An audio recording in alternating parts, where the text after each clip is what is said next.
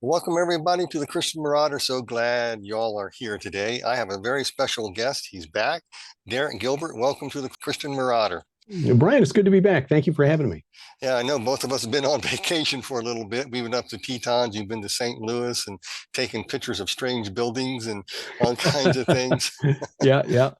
And of course, we spent a few weeks in Israel back in March and early April, and we did some really interesting research there as well. So the second half of this year, we pray that we get the videos together that we plan to release. We've got all of the videos cataloged now, so we know what we shot. We just need to kind of tie them all together, and we think that we have found the actual baptismal site of Jesus, which is not where most people think it is. In fact, I'm not aware of anybody who's,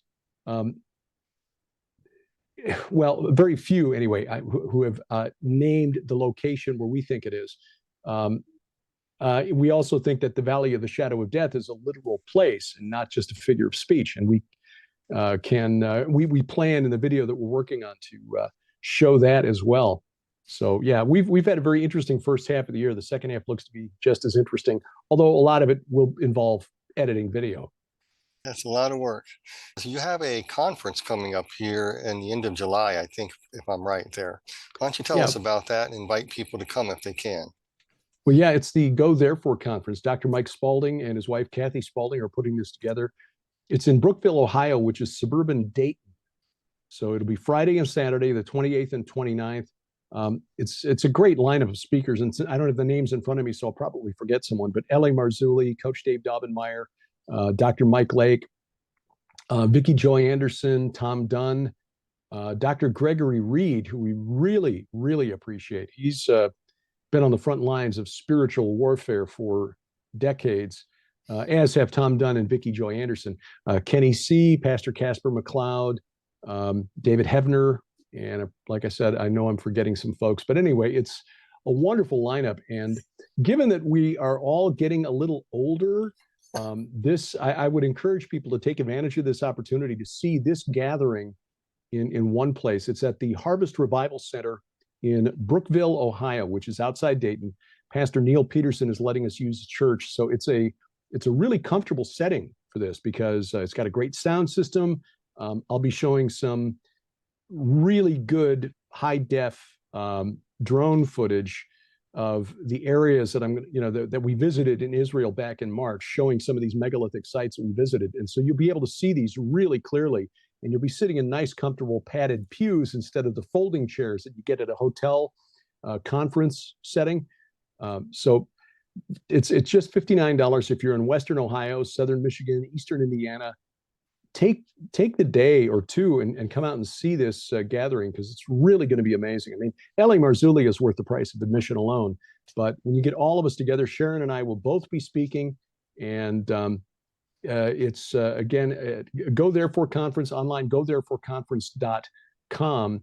And if you can't go there, if you don't have the ability to travel, if you've already got plans for that weekend, then take advantage of the streaming video, because Mike Spalding is set up with the video team at the church. The media team at Harvest Revival Center is fantastic. So this will be really good streaming video, and get some of this stuff this way, because in my video talk, I plan to show, again, what we talked about here just a minute ago, the baptismal site of Jesus and the Valley of the Shadow of Death, and why those locations are really important.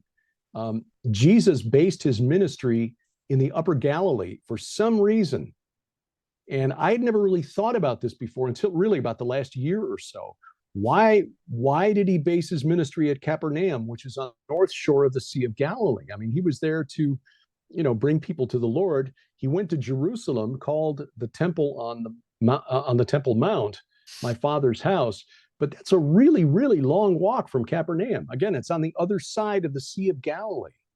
And I think that's where Jesus was baptized, just a little north of there, the Jordan River, north of the Sea of Galilee, which is not where most people think it is. It's not where UNESCO says it is. The United Nations designated a site near Jericho, down near on the Jordan side of the river, down near Jericho, close to the Dead Sea, as the official baptismal site. And the Kingdom of Jordan, God bless them, spending about $300 million to turn it into a tourist site, which, is fine because Jordan doesn't really have much in the way of natural resources. But if you really look at the clues, the geographic clues in the Gospel of John especially, you can see that he had to be north of the Sea of Galilee.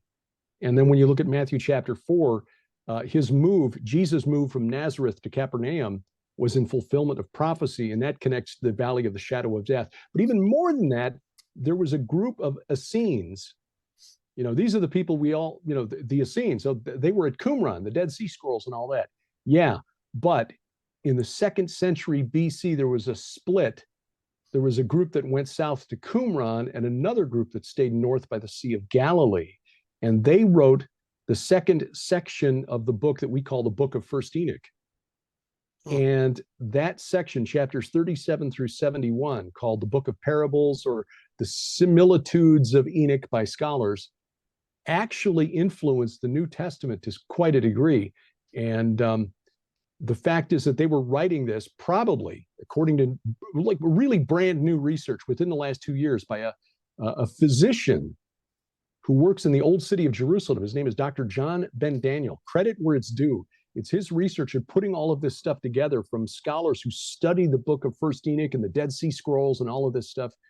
And he said, these caves in this really prominent mountain on the west side of the Sea of Galilee, at the north end of the Sea of Galilee, near the ancient city of Magdala, is where this community of Essenes wrote the Book of Parables, which was the last section of the book of First Enoch that was completed. And from there, you can look down from these caves, a couple hundred feet above the ground, above the level of the lake. And you can see, okay, Capernaum's over there, and Bethsaida, which is where Peter and Andrew and Philip are from, is over there. And oh, look, there's Mount Hermon off in the distance. And they wrote this section that was really influential on the New Testament. So you can tell I'm a little excited about it because I think this is really, really fascinating, number one. But number two, I think it helps us understand why we should at least pay attention to the book of First Enoch, at least the first 70 chapters of it. Some of the later stuff it gets kind of weird, and there's some contradictory stuff inside the book of Enoch, which is why it's not in the Bible. It's not part of the canon. But there are reasons, good reasons, to look at it and take some of these things seriously. So I'm going to put all that, the second section, this book of parables, and explain why this was so influential on the early Christian church and why it's so important that Jesus based his ministry in the north, because I think Jesus validated what had come out of this book of parables. I think that whoever it was that wrote that section of the book of Enoch, it might have been multiple authors, probably, according to scholars who study this stuff for a living, written by a group of Essenes living near the Sea of Galilee. I think they were inspired. Again, I'm not saying it should be in the Bible, but I think they were inspired enough that it prepared the ground for the ministry of John the Baptist, and then for the one who called himself the Son of Man, Jesus. That's interesting. Now you got me hooked. I got to know what those chapters are. I have to go back and read it because it sounds very interesting. Can you give us kind of like a little teaser? Well, again, the first 36 chapters, 1 through 36, are called the Book of Watchers. And that really expands on the story in Genesis chapter 6, which is, the sons of God saw that the daughters of man were fairer. They took wives of any they chose. And the Nephilim, or the giants, were in the earth in those days. And also after that, whenever they went into the daughters of man. That doesn't really give us a whole lot of information, but First Enoch chapters 1 through 36 expands on this. It names these rebellious sons of God and shows what they did that was so evil. They basically had two major sins. Number one, they corrupted the bloodline of humanity by commingling their seed with the seed of men. And number two was they taught us things we weren't supposed to know, forbidden knowledge. And the leader, the chief of the Watchers, is named Shemaiah. He's sort of the central character in my book, The Second Coming of Saturn, because I argue that Shemaiah is the same entity that the Romans called Saturn, the Greeks called Kronos, the Canaanites called El, The Babylonians called Enlil, the Assyrians called Ashur, et cetera, et cetera, et cetera. And I think he's also the destroyer, Abaddon or Apollyon, who comes out in Revelation 9. And I go through and show through the text and through the Bible why I make that case. That he was one of the leaders. The other is Azazel or Azael, probably more accurate, who was responsible for teaching us all of these things we weren't supposed to know, like sorcery, witchcraft, divination, metalworking, especially to make weapons, and other things. So they were sort of like the two ringleaders of this rebellion. All of that, and then their punishment is outlined in the first 36 chapters of First Enoch. Beginning in chapter 37, we get to a prophetic section. And this, according to scholars, 36 through 71 was the last section of the book of First Enoch. There are chapters after chapter 71, 72 through, I think, 108. And those were written after, or between, I should say, chapters 1 through 36, the book of Watchers, and before the book of Parables. The book of Parables was the last section of First Enoch that was composed. It was written. It was probably written in the last part of the first century BC. So just before the birth of John the Baptist and Jesus, very close probably to the death of Herod the Great. And again, this is a prophetic section that looks ahead to justice coming back to the earth.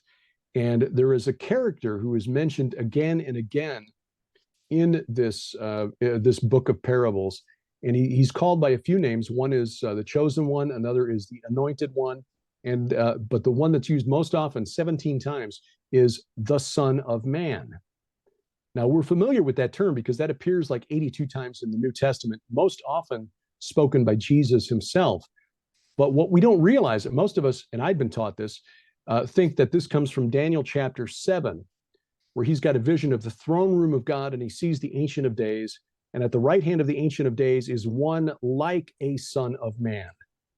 And that phrase, Son of Man, is a Hebrew phrase that normally means human. And we see it in the book of Ezekiel a lot, where the angel who's guiding him around and showing him stuff calls him Son of Man. It's not the Son of Man as we think about it from Jesus' reference to himself as the Son of Man. It's just a Hebrew phrase. It means human one. And that's how it's used in Daniel chapter 7. The only thing we see in this vision is that he is given an everlasting kingdom, and dominion will never be taken away from him. But he doesn't actually do anything. He's just there in the throne room of God. It's clear that he is the second power in heaven. This would be a Christophany, basically. Yeah. Obviously, I mean, you've got the Ancient of Days, that's Yahweh, and then this second power in heaven who receives a kingdom is what Dr. Michael Heiser used to refer to as Yahweh, but not Yahweh. He would be the angel, like the angel of Yahweh, who would appear to Moses or Joshua in the Old Testament, to Christophanies in the Old Testament. But again, in the book of Daniel, he doesn't really do anything. He's just there. He receives a kingdom. But in First Enoch, chapters 37 to 71, the book of parables, he is active. He is God's agent of justice. He's the one who returns and punishes Azazel and the sinful angels. He punishes wicked kings and evil landowners and greedy people who have forgotten about God. So suddenly now this guy, this character, the Son of Man, not one like a Son of Man, the Son of Man is playing an active role in this judgment that is coming on the earth. And there are some reasons why the Essenes were looking for the Messiah in that first century BC. They took the 70 weeks prophecy of Daniel chapter 9 literally, and they were looking for the Messiah's arrival 490 years after the destruction of the temple by Nebuchadnezzar in 586. So somewhere around the year 90 BC, they were expecting the Messiah, and he didn't show up. And then they had the Romans come in and sort of take over things, and And then the Parthians came in and took over and kicked out the Romans. And then Herod the Great came in with the support of Mark Antony and the Romans, and he kicked out the Parthians. And in fact, there was a portion of the Essenes, apparently, who thought that Herod the Great might be the Messiah. Because, okay, maybe we had the dates wrong, but he's coming back and he's kicking out the Parthians, and yeah, this is awesome. And then they realized it wasn't him, because he was not a nice man. So by the end of the first century BC, the Essenes were like, okay, it's not going to be a literal, it's been delayed.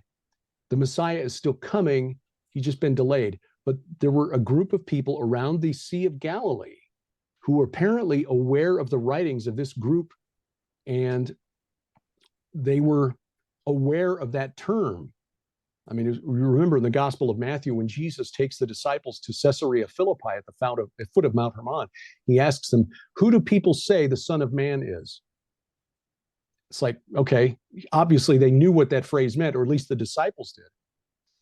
And then, of course, he asked them, "Who do you say that I am?" And as I mentioned, Jesus referred to himself dozens of times in the New Testament, at least 6 dozen times, as the Son of Man, and prophesying his own return as the Son of Man to bring this judgment, basically equating himself with this character who was explicitly identified as the agent of God's judgment in First Enoch, but in no other Jewish writing prior to the first century BC. In other words, this character, the Son of Man, does not appear in the Old Testament anywhere.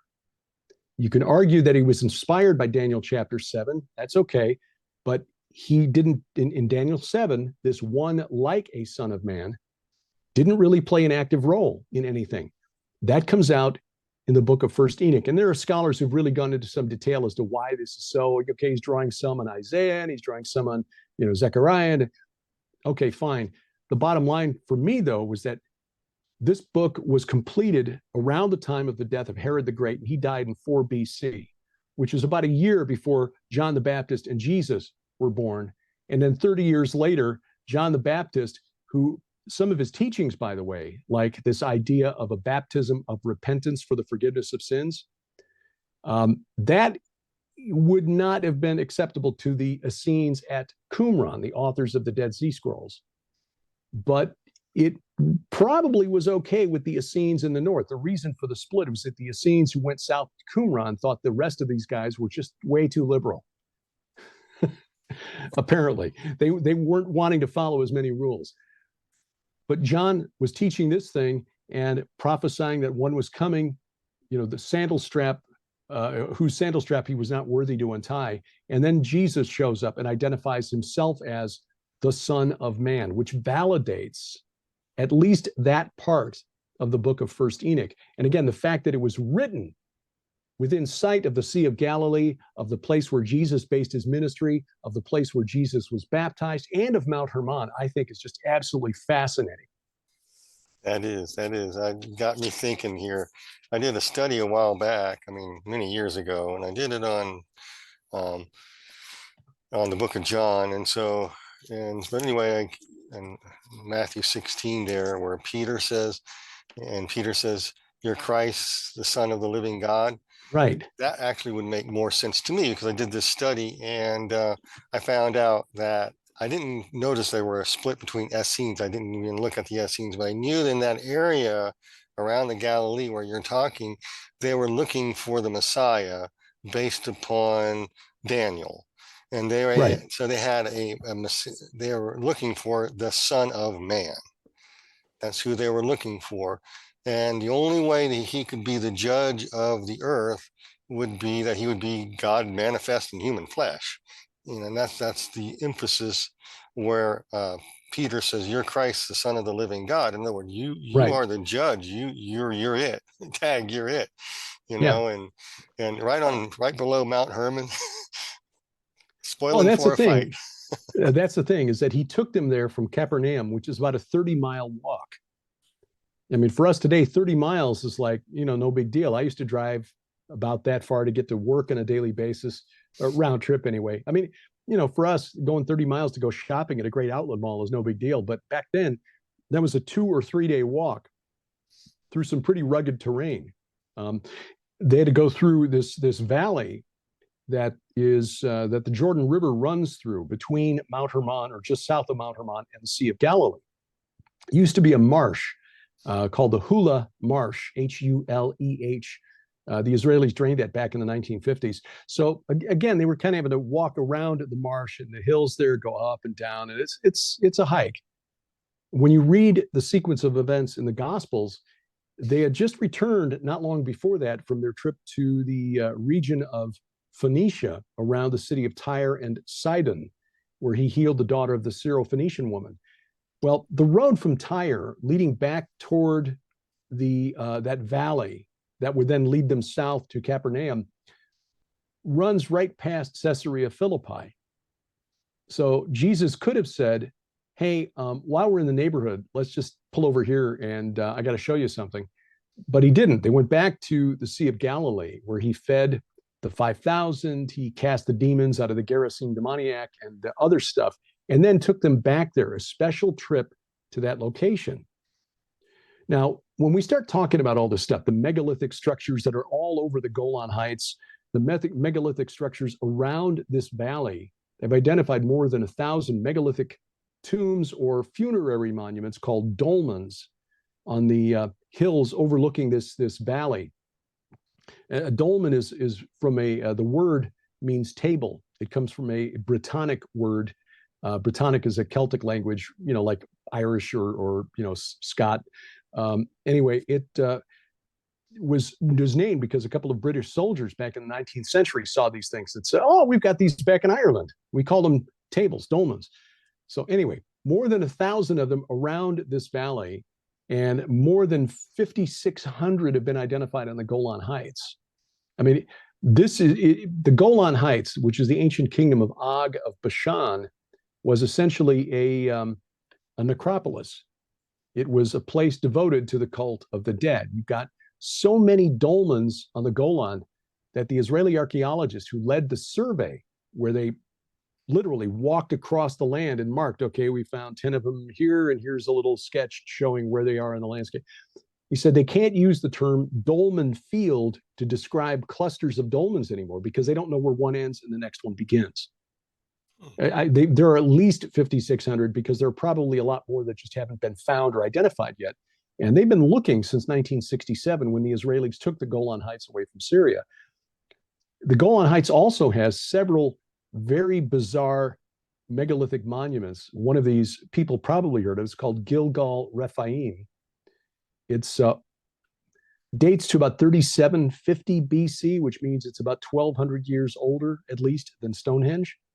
It's like 5 massive concentric rings of stone around a central tumulus, which is a big pile of rocks put around a central core, which you can enter.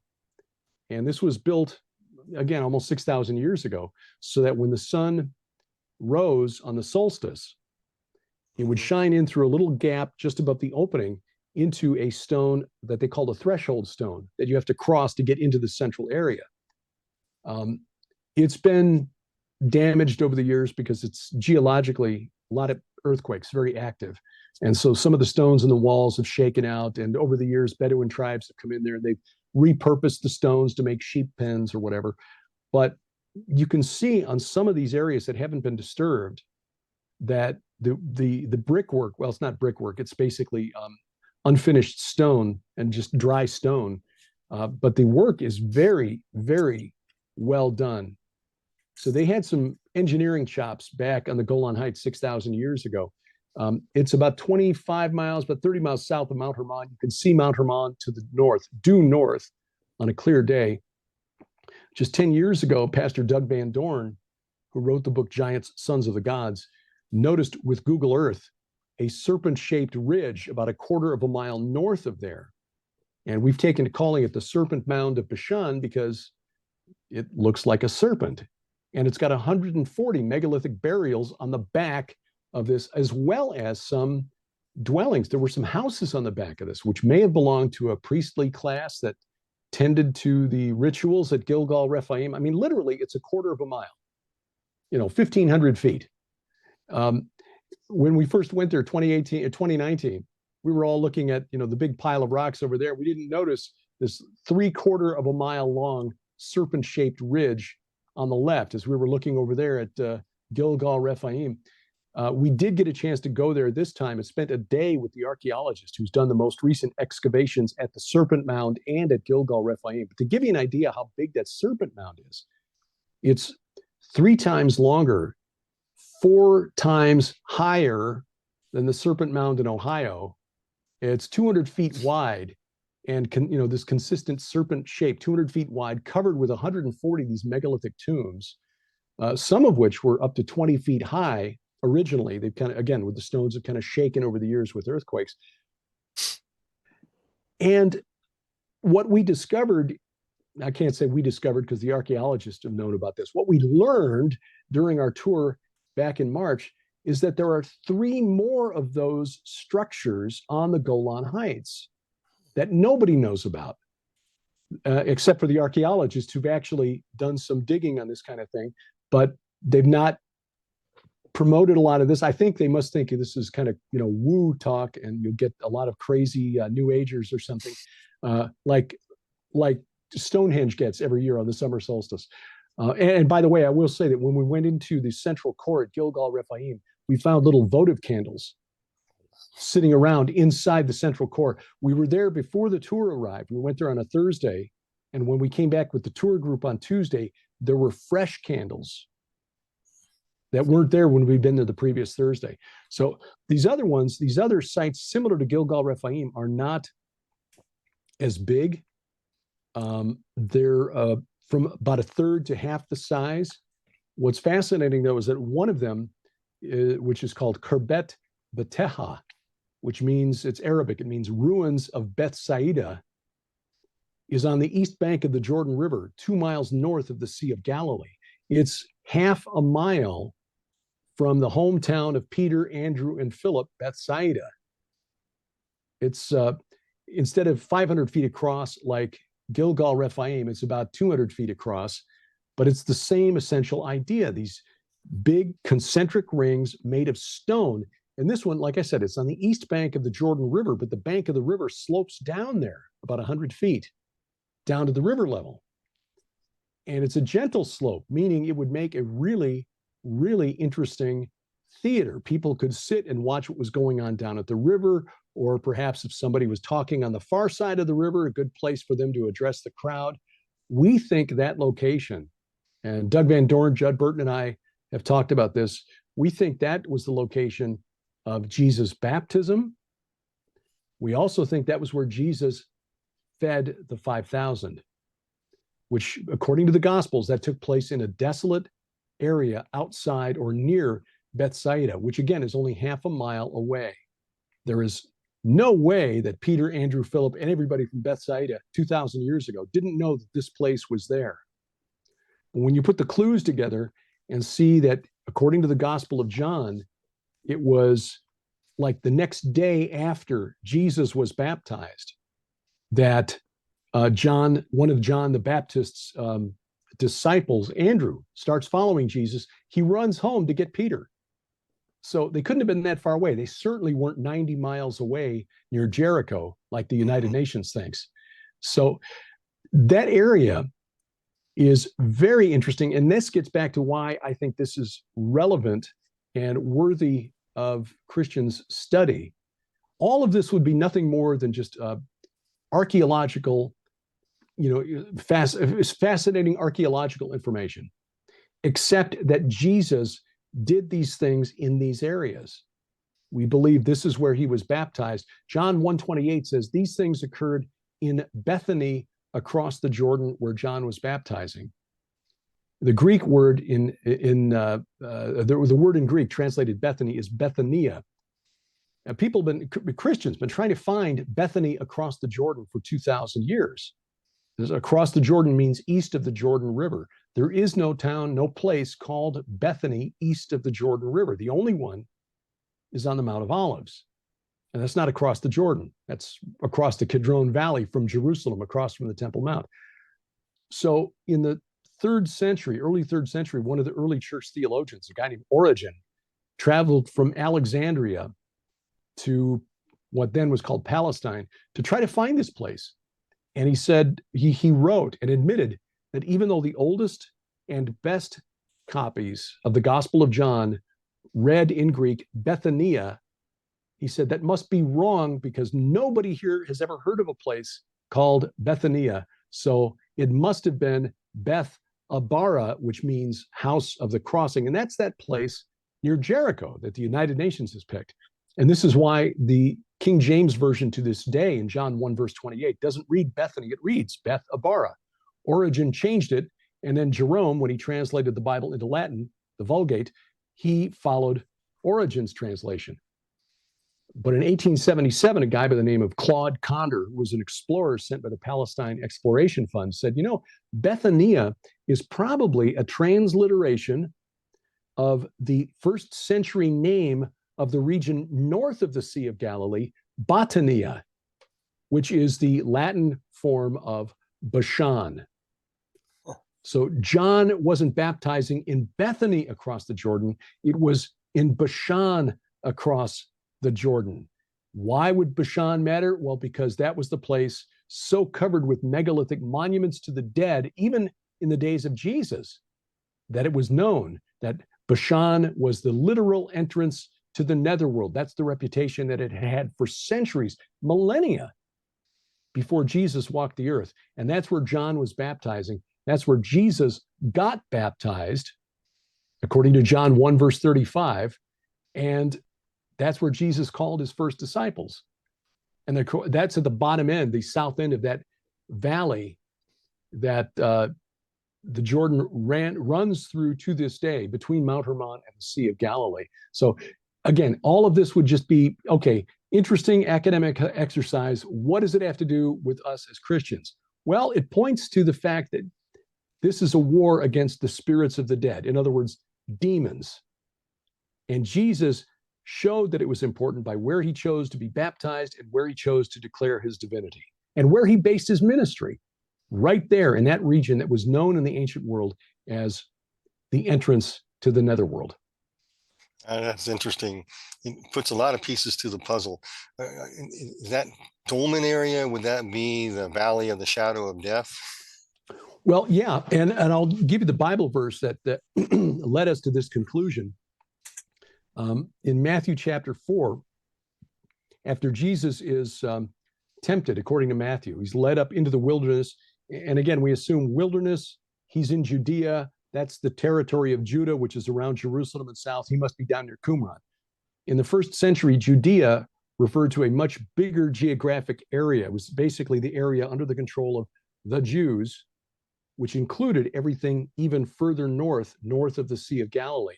And interestingly, by the way, Doug Van Dorn pointed this out, the word translated wilderness in the New Testament is the Greek word eramon. And we can't prove this, but we think that that word translated wilderness, eramon, may be etymologically connected to the Hebrew word behind the name Mount Hermon, the word cherem, which means forbidden or under the ban, as in, this is unclean, touch this and you die.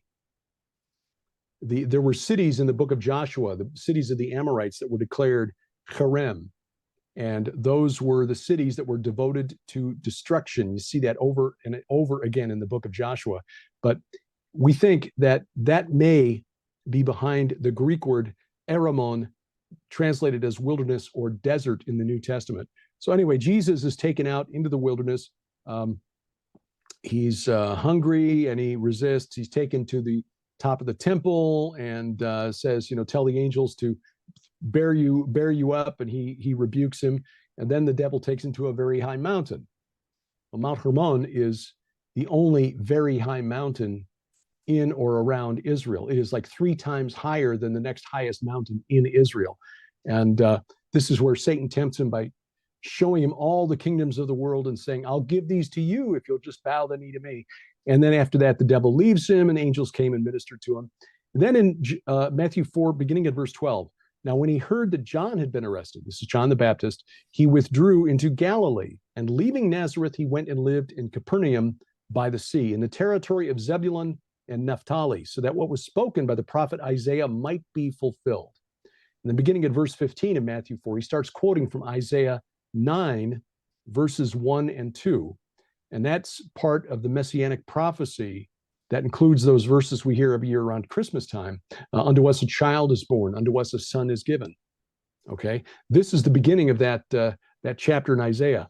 The land of Zebulun and the land of Naphtali, the way of the sea, that's the Roman road called the Via Maris, which ran from Alexandria, Egypt, up through the Carmel Range near Megiddo, went down to Tiberias on the Sea of Galilee, and then tracked around the shore of the Sea of Galilee. That went north up through this valley from Capernaum up to the site of ancient Hatzor, and then it cut off to the northeast toward Damascus. The way of the sea beyond the Jordan.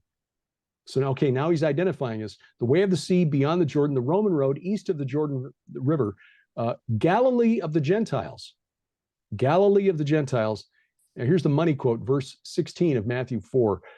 The people dwelling in darkness have seen a great light, and for those dwelling in the region and shadow of death, on them a light has dawned.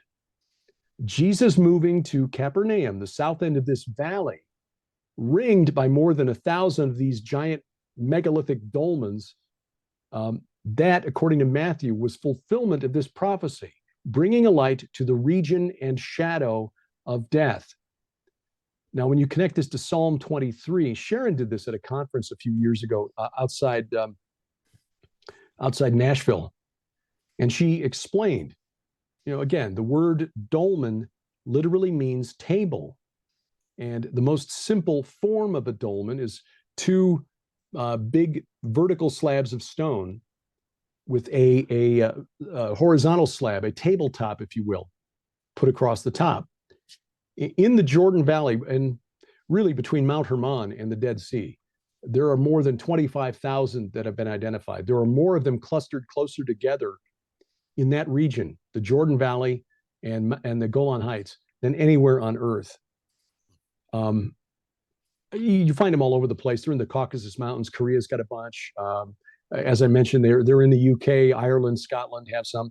There are some people who say they've seen dolmens here in the United States, which would be really interesting because, again, it speaks to this culture being almost global. There are dolmens in Europe, Spain, France, but more of them in and around Israel, and especially the Jordan Valley and the Golan Heights, than anywhere on planet Earth. And when you read the 23rd Psalm and read that even though I walk through the valley of the shadow of death, I will fear no evil, for you are with me, your rod and your staff, they comfort me. You prepare a table before me in the presence of my enemies. Like, when Sharon read that line in Nashville, this Nashville conference, Murfreesboro, actually, there were like 200 people in the room, and they all went, ah, at once.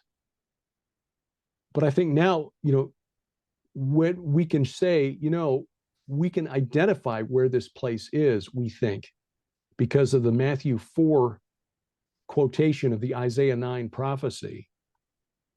I think we can say this is the valley of the shadow of death. It was surrounded by these megalithic monuments to the dead. In fact, we visited one site on the northeast corner of that Hula Valley. It's near a kibbutz called Shamir, which is only 20 miles from Mount Hermon. And about 10 years ago, they noticed that the biggest dolmen in this dolmen field around the Shamir kibbutz, it's got about 400 dolmens in it. This one is massive. The capstone, that tabletop, they estimate at about 50 tons. I mean, 50 tons, that's two fully loaded flatbed 18-wheelers on an American highway. That's a lot. And yet somehow 5,000 years ago, they managed to lever this stone up into place on top of the vertical slabs. And the reason they paid attention to this is because they found some petroglyphs on the underside of that capstone.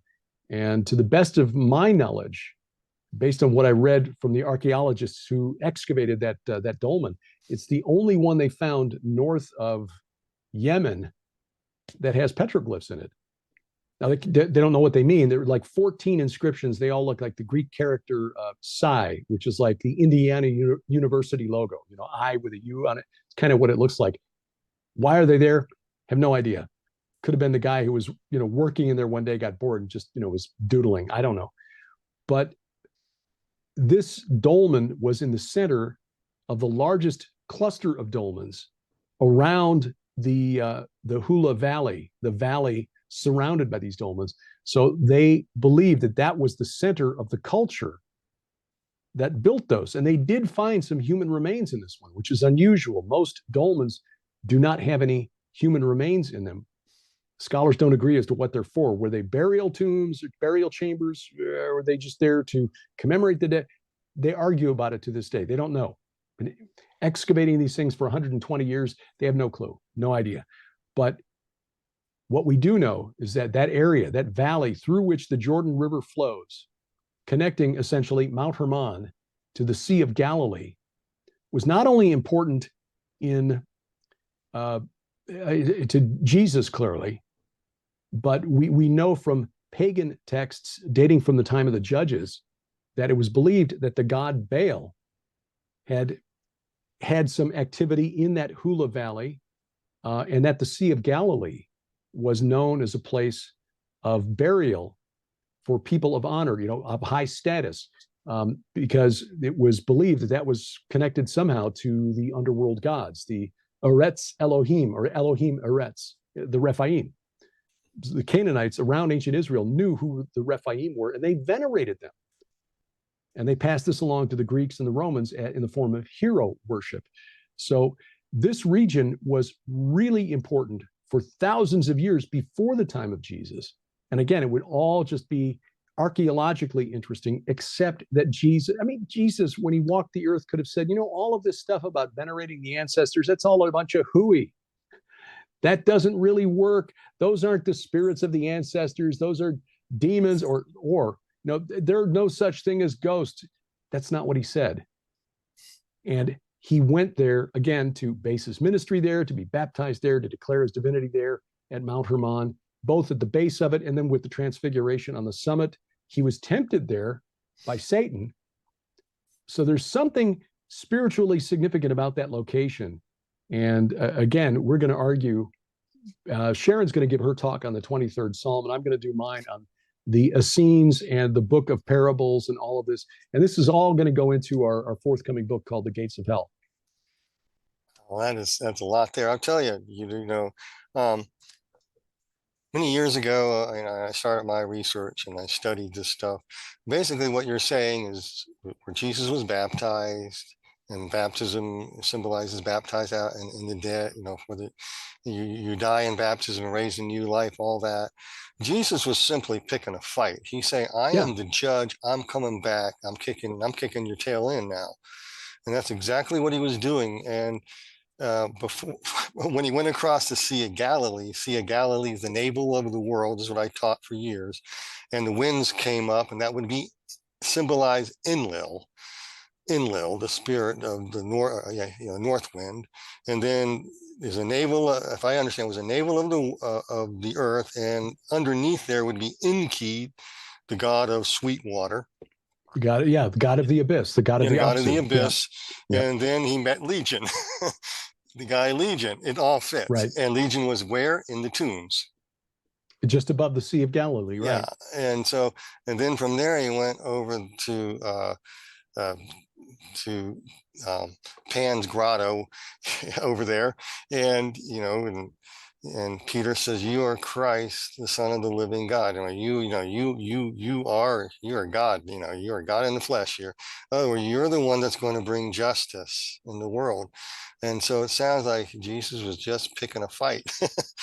And that's just amazing to me, because it adds a little more dimension to the Bible study that I've been doing in the book of John and other studies I've done.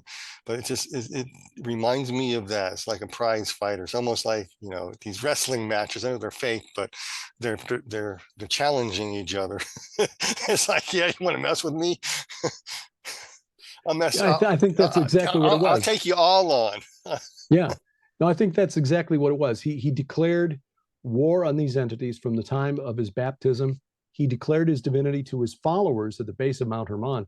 But then when he took Peter, James, and John up the mountain and was transfigured, that was sending a very clear message into the spirit realm. Yeah, I am the one. What are you going to do about it? And then from there, he started making his way back to Jerusalem to fulfill his mission. But you're right. All of this stuff on the Sea of Galilee would not have been lost on his followers. Stilling the storm. The sea in the Old Testament, especially, often represents chaos, primordial chaos, Leviathan. And so by stilling the storm, he was stilling chaos in the same way that God subdued chaos in Genesis 1, verse 2, in order to create humanity, or a place where humanity could thrive. The storm god of the Canaanites, Baal, who was identified by Jesus as Satan, both in Matthew 12, verses 22 through 26, and Revelation 2:13. 2:13 is reference to the great altar of Zeus at Pergamum, in the letter of Pergamum. Zeus was just the Greek form of Baal. So, Jesus, between Legion and casting out the demons, which were the spirits of the giants destroyed in the flood, stilling the storm and calming Satan, and then walking on the water after the feeding of the 5,000, subduing chaos. He basically did a lot of stuff there at the Sea of Galilee that is a lot more significant than most of us have been taught. And treading on chaos, walking across the sea. Right. That is something in the ancient world I know of victory. That's a victory lap, or victory dance. Yes. So that's just amazing. Yeah, before we, I want to keep going, but anyway, we'll take as long as we can. But, and I was thinking, now let's go and take a step into the future. Because I was watching Skywatch TV show, you guys were on it, I know, a couple weeks ago, whatever. I know you aired early, probably. But, and so you're talking about the Watchers coming back. And how would that relate to the Valley of the Shadow, Mount Hermon, all this stuff? Are we going to see the return of the Watchers, you think, again on the planet somehow? Or because evidently the war is not over yet. Jesus is coming back. No, that is true. And I think a lot of us assume, I certainly did, that the Watchers is a term given to those evil angels who sinned in Genesis chapter 6. And they're specifically called Watchers in the book of First Enoch. But that is a term that also applies to loyal Elohim, loyal spirit beings. Angel is kind of too narrow of a term. We see this in Daniel chapter 4, where Nebuchadnezzar has a dream, and Daniel interprets it. And essentially it is that the Watchers decreed Nebuchadnezzar's punishment for his excessive pride. And they say this is by the decree of the Watchers. So it appears that they have some authority, some power in the spirit realm, the loyal ones anyway. So best guess is that Watcher is a specific class of supernatural being, a type of angel, if you will. And there are some good ones and there are some bad ones. And some of the bad ones who sinned prior to the flood are now in the abyss, according to 2 Peter 2, verse 4. God did not spare the angels when they sinned, but thrust them down to Tartarus, is the word in Greek, not Hades. They're not in hell. They're in a special place below Hades, below hell, below Sheol. But after the Tower of Babel incident, according to Deuteronomy 32, God delegated a responsibility to a group of sons of God, B'nai Ha Elohim. This is the Deuteronomy 32 worldview. In verse 8, when the Most High gave to the nations their inheritance, when he divided mankind, that's a reference to Babel, he fixed the borders of the peoples according to the number of the sons of God. So apparently, God said, okay, look, you were trying to build an artificial mountain to make contact or reestablish contact with the spirit realm after I punished this group that was messing around with you before the flood and sent them down to the abyss. You want to deal with them instead of me? All right, I'll give you what you want, but you're not going to be happy about it. it's sort of the way he gave Israel a king when they were agitating for a king so they could be like all the other nations. I said, okay, you're not going to like it. And they got Saul, who turned out to be a really bad king. Well, according to this verse in Deuteronomy 32, and then you go back and you see it's corroborated by Deuteronomy 4, verse 19, when God tells Moses to warn the Israelites, and I quote, "Beware lest you raise your eyes to heaven, and when you see the sun and the moon and the stars, all the host of heaven, the heavenly army, you be drawn away and bow down to them and serve them, things that the Lord your God has allotted to all the peoples under the whole heaven." End quote. God basically sent another delegation after the flood of lesser Elohim, perhaps of watcher class, and people began worshiping them as their gods. And I think this was a test not only for the people after the flood, but also, or after Babel, rather. This was also a test and a trap, is the way Sharon puts it, a test and a trap of these spirit beings that God delegated this responsibility to. So my point in all of this, coming back to your question now, will the watchers return? I think there are watchers already here, watchers that have been here since the aftermath of the Tower of Babel. I think those are the entities that God is referring to in Psalm 82, which is essentially a courtroom scene in heaven. In verse 1 of Psalm 82, God has taken his place in the divine council. In the midst of the gods, he holds judgment. How long will you judge unjustly and show partiality to the wicked? And in verse 6, he says, I said, you are gods, you are Elohim, sons of the Most High, all of you. Nevertheless, like men, you shall die and fall like any prince. And I know there's some people who look at Psalm 82 and say, yeah, but Jesus quoted that in John 10 to the Pharisees and the scribes. And so Psalm 82 actually refers to, human judges who are ruling wickedly. So look, I'm sorry, but in the midst of the gods, in the midst of the Elohim, he holds judgment. That word Elohim in Hebrew never refers to humans. It just doesn't. So people are trying to use John 10 as to debunk Psalm 82, are really missing the point. They're trying to tell Jews, that they don't know what their own language means. Elohim, you are Elohim, sons of the Most High, all of you. God is not condemning human judges. He's condemning these lesser Elohim, these angels, if you will, who were delegated responsibility for shepherding humanity after Babel. So some of these entities are still here. Satan would be one of them. We would argue that the whore of Babylon, who we think is the spirit that the Sumerians called Inanna, the Babylonians called Ishtar, we believe she's another one. There are a number of others out there that we could go through a name, but yeah, I think there are watchers who are already here. Now, it sounds a little more ominous. It's more clickbait-y to say the return of the watchers. And yes, there will be these watchers who come out of the abyss in Revelation chapter 9. The king of the bottomless pit, again, I will argue, is Shemiyaza, Saturn, Kronos, Molech to the Hebrews, the destroyer. He will lead this charge, but when they get out, they've only got 5 months. So I think the church is going to be out of here by that point, before the abyss opens up. But we'll find out. Even if not, they won't be able to touch us, because they will only be able to harm those without the seal of God on their foreheads. So if you've accepted Jesus Christ as your Lord and Savior, whether you're here or not, your future is secure, and these things cannot, will not touch you. To answer your question in the short form, yes, the watchers are coming back, but a whole lot of them are already here, which explains why the world is in such a mess today. Yeah, it does. I've been doing a whole series on just something I've been doing for many years. And so I've been studying the occult world and looking at Gnosticism, and the Gnosticism is it's a parasitic religion.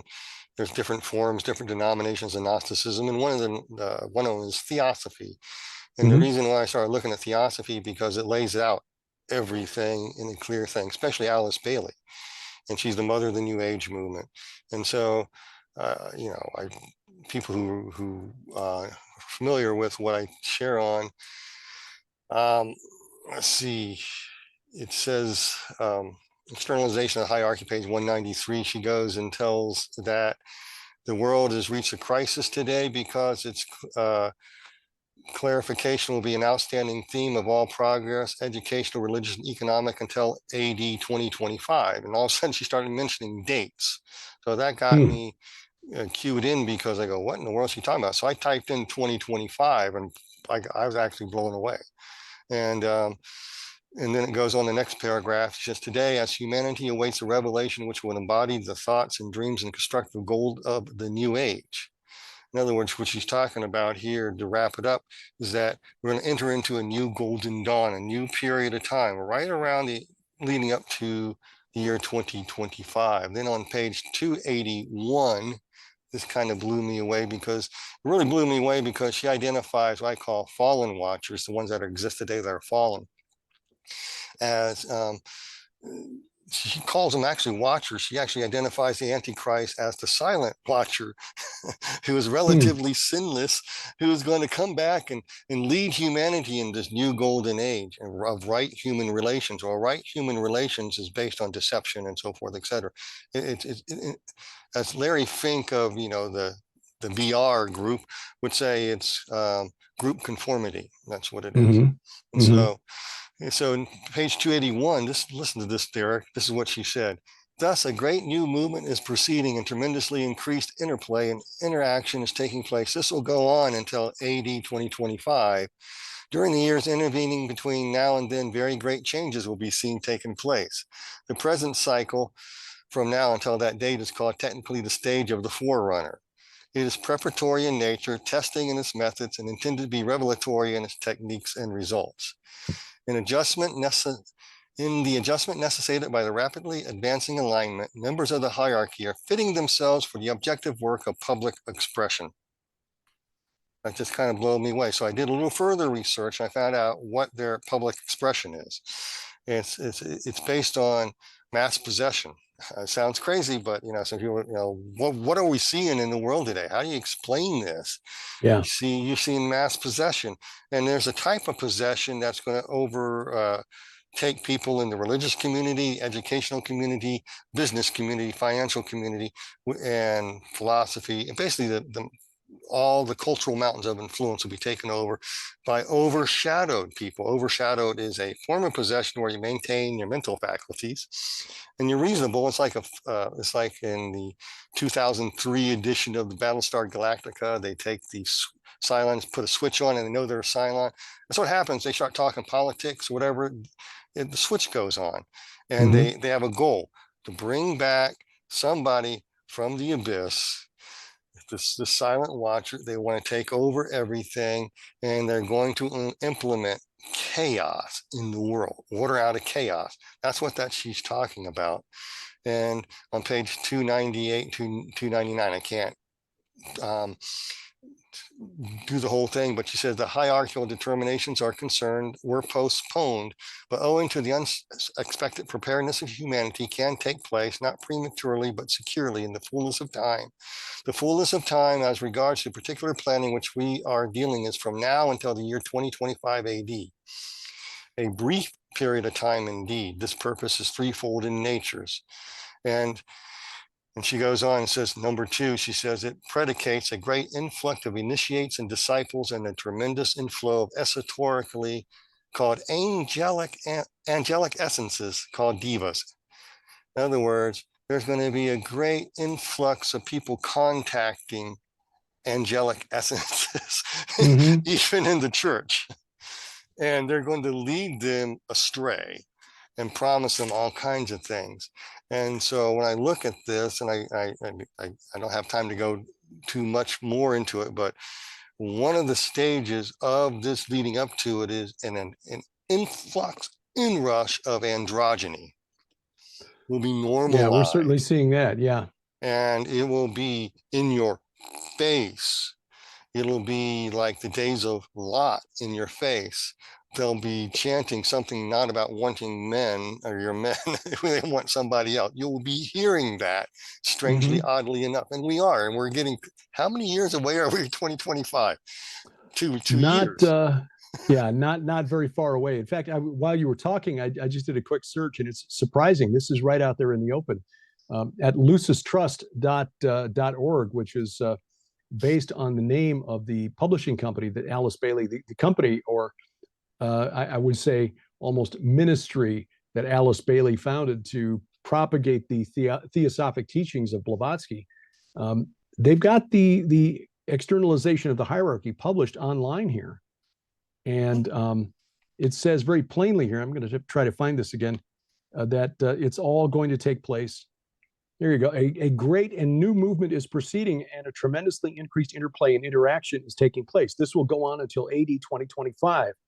During the years intervening between now and then, very great changes will be seen taking place, and at the great General Assembly of the hierarchy, as usual, every century, in 2025, the date in all probability will be set for the first stage of the externalization of the hierarchy. So, New Agers, drawing on these theosophic teachings of Blavatsky and Bailey, are looking for something very significant around 2025, it appears.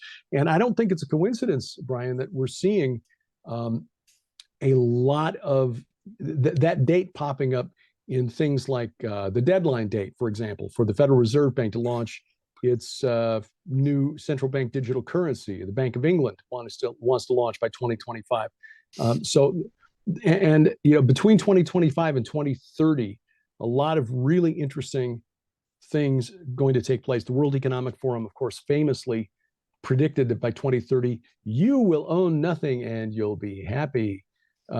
So they're looking at the next few years being really significant. But of course, as we mentioned during the recording session for Tom's Wormwood prophecy several years ago, and Tom is basing this on a dream that he was given, that the asteroid coming in for a near pass on April 13th of 2029, asteroid Apophis, named for the Egyptian chaos dragon, that this was the judgment in Revelation 8 called Wormwood. This great flaming thing from the sky. That there are some who believe that arrives at the midpoint of the 7-year Great Tribulation. Now, a lot of people who don't believe that, but okay, if it turns out that is the case, and as we were on the set discussing this, I was looking at the calendar because I realized, okay, April 13th, where is that on the Hebrew calendar? Oh, okay, that falls the seventh day of, the Passover.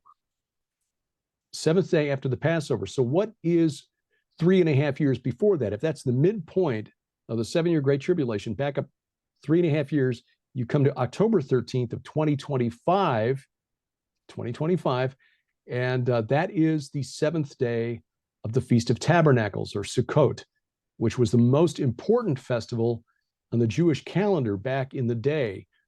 They would have to sacrifice just a crazy amount of bulls as part of this festival. 7 on day 1, 8 on day 2, 9 on day 3, 10 on day 4, until they'd sacrificed 70 bulls.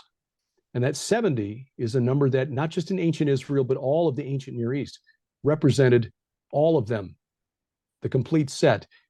In other words, those 70 bulls represented the gods of the nations, those fallen watchers or sons of God who were placed over the nations in Deuteronomy 32, according to Deuteronomy 32, verse 8, after Babel.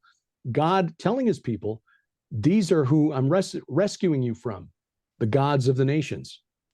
So every year in the fall, they would have that ritual where they would do the 7-day festival, slaughter those bulls, sacrifice those bulls, to remind the people of Israel, this is what Yahweh is saving us from. And isn't it interesting that that falls 3.5 years, pretty much to the day before the arrival of asteroid Apophis, which, if it's Wormwood, and if it's that, is actually the midpoint of the Great Tribulation. That 7-day period after celebrating the Passover would represent the anniversary of the fall of the walls of Jericho, 7 days after the Passover. So now, is that going to happen that way? I don't know. But there are an awful lot of folks looking at 2025 as a really significant date. As Josh Peck and Ken Johnson wrote in their book, the Essenes believed that the last era of this age would begin, the final 50-year period would begin in 2025. So we're getting close. We're getting close. We'll see what we shall see, as they say. Yeah. I sit there and I also saw all this about leading up to this point. We'll see a push against what Alice Bailey uses. What's the quote here? You can look it up sometime, Derek. It is Reappearance of Christ, Lucius Publishing. It's a 48 edition, page 180, 89. I'm not going to read the whole thing. It just talks about reactionary groups. Reactionary groups are, define them for you. People who believe in Jesus, Jewish people who believe in Yahweh, Jehovah, Christians, conservatives, libertarians, free thinkers. You're a reactionary person and you have to be arrested or delayed. She used nice terms, but basically you have to be eradicated. They're planning a war, an open war around 2025 is what I'm saying. I thought that was interesting considering the book of Revelation where the Antichrist makes war with the saints. I don't know if the Antichrist will appear then, not saying that at all, because I don't know. This is just mere speculation, what I found, and I'm not trying to read anything into it at all, but I'm just using it as logical where my research goes. And I'm seeing this intense, insane hate toward Christians, conservatives, free thinkers. If you dare question the narrative, you're silenced, you're censored. I'm not making that up. That's happening. And oddly, it's happening in the years before 2025. What's even more bizarre, I don't know if people have time that can handle this part or not, but H.P. Blavatsky talks about 7 root races. Root races are not about human race at all. It has to do with the Gnosticism, where the demiurge God, which would be the God of all creation, the Christian God, upstart God, made the material world, and they want to get back to a pure spirit world. So humanity has to go through 7 stages. So H.P. Blavatsky said in 1870s, we're in the 5th age of initiation, would be the best way to put it.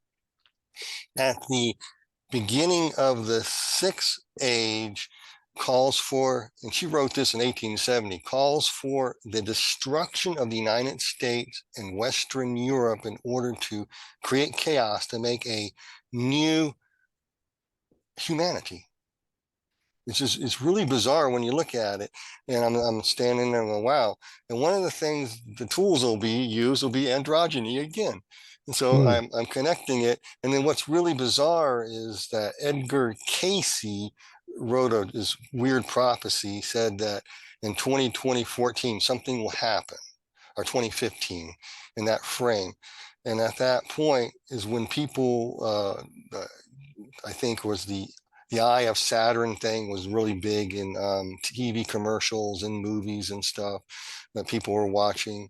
But anyway, it seemed like maybe, possibly, I'm just saying, hypothetically, this could be in the occult world. Their view is to get into the 6th root race age, calls for the destruction of the United States and Western Europe and reshape it into a rules-based order and liberal world order, what do you want to call it?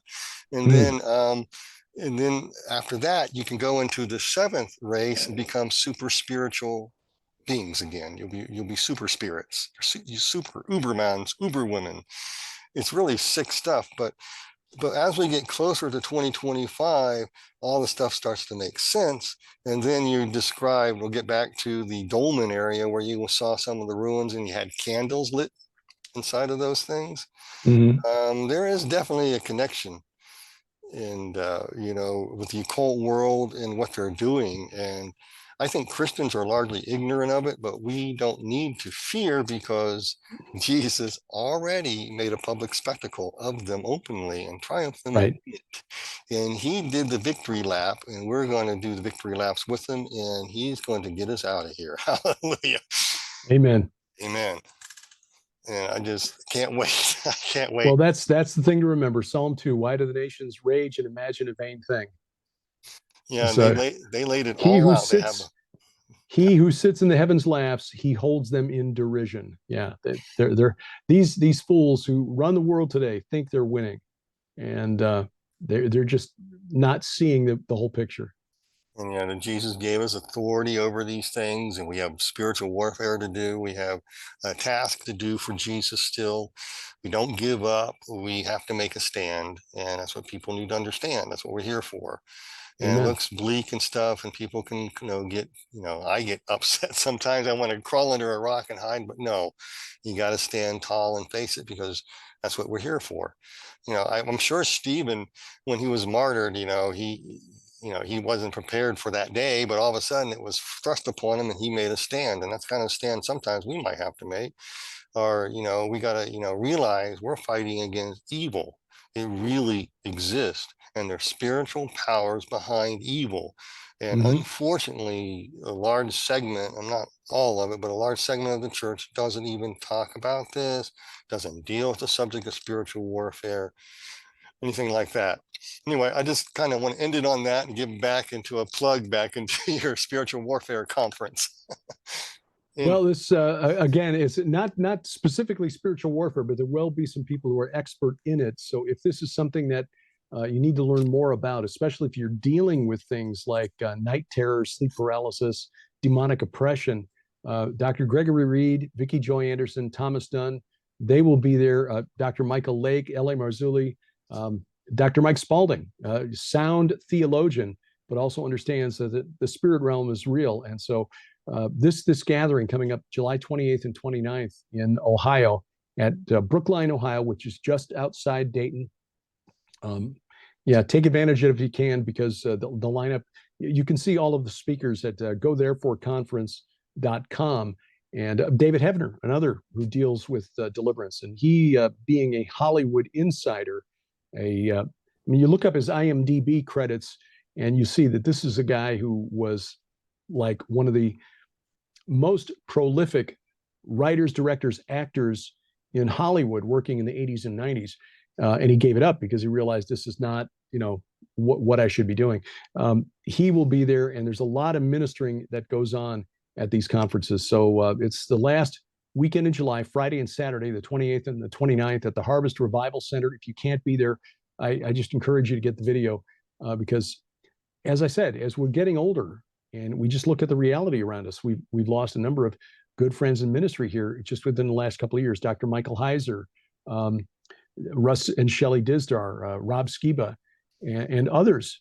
And as we get older, it's going to be more difficult for us to travel as well. So when you get a group this dynamic together in one place, boy, take advantage of it. So you can find out more registration online at gothereforeconference.com. And thank you for letting me plug it, because I know Mike Spalding, Kathy Spalding are putting in all kinds of work. Neil Peterson and his team at Harvest Revival Center. They really deserve the support to make this a full house. Amen. I just want to give you that information down. I'm going to put it on the screen. And I would like for everybody to support that, log into it, subscribe to it, log into it, go there and see it. I'll probably log into it day the 59 because we just got back from vacation. If I had known this, I'd have planned my vacation in Ohio. But well, it's good to sleep in your own bed. That is true. It is a blessing. Anyway, thanks, Derek, for coming on to Christian Marauder, and I hope to have you back sometime. We can continue on because I can go all kinds of different directions right now, but it's getting about our time limit right now.